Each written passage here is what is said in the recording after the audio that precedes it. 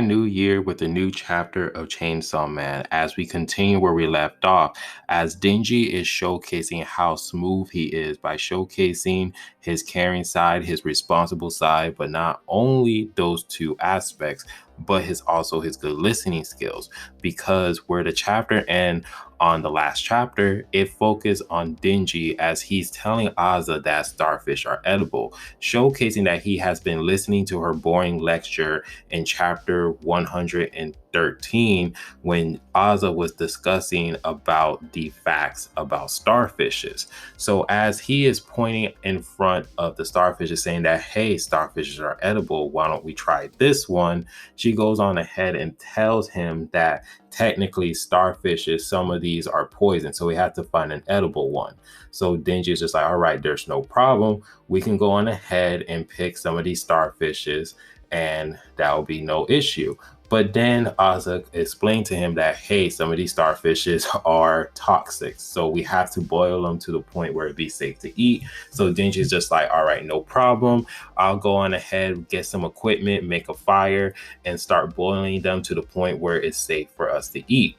So now after they're boiling the starfish to get the toxin out, she kind of noticed that Denji was collecting a lot of the school uniforms, but she also realized, like, why are you picking up cash? Why you're so obsessed with money?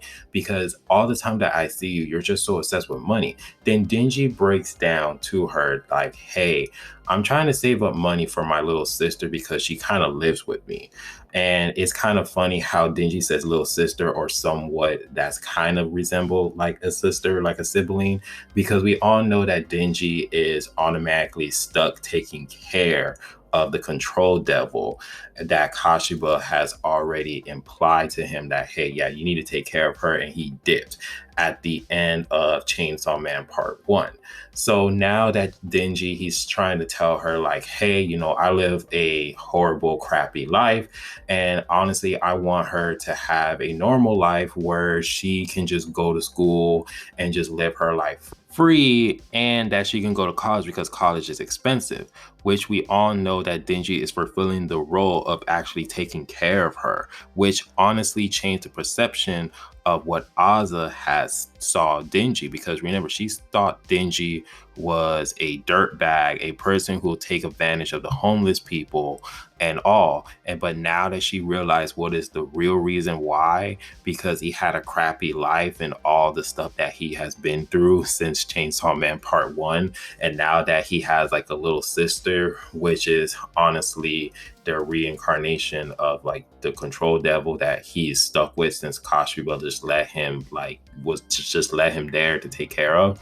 Now that she realized like he is a really good dude because he's doing all of these things to provide his sister a normal life and try to make her go to college, her whole perception just changed. So Denji went from like this loser dirtbag to like, oh, he's a cool dude.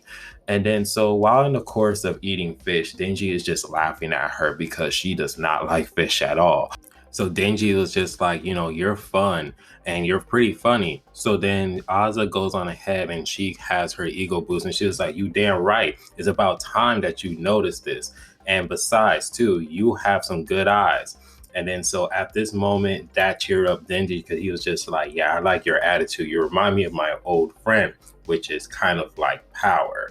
So then at this moment, she's just like, all right, we're going to get out of here. So are you going to willing to help me? So Denji's like, all right, bet. So what's the plan? So then we see the two actually running through the hallway, and it seems like they're both are actually having fun. As you can see, both of them are like just pretty much exhausted, but it kind of like they're both are having a good time. And it's a very enjoyable scene, especially with this panel, as you see Denji is running behind Aza as both of them are just having like the time of their life.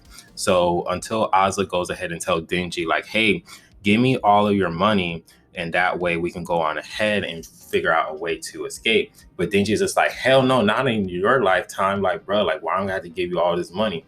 So then she was just like, oh, if you give it to me, I'll grant you anything that you want. So he's just like, all right, cool, bet.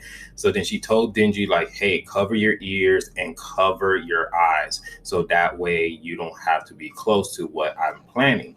So then out of nowhere, Aza, she's just like, all right, So now that she pays 1,000,000 yen in the bag, it's time to buy this aquarium, where she put her hand into the aquarium and try to make it as a spear so that way they can get the hell up out of there. And the chapter ends as she is trying to find the confidence and the logic to transform the aquarium into a spear so that way she can get the hell out of there. And it's really, really interesting to see if she's able enough to pull this off.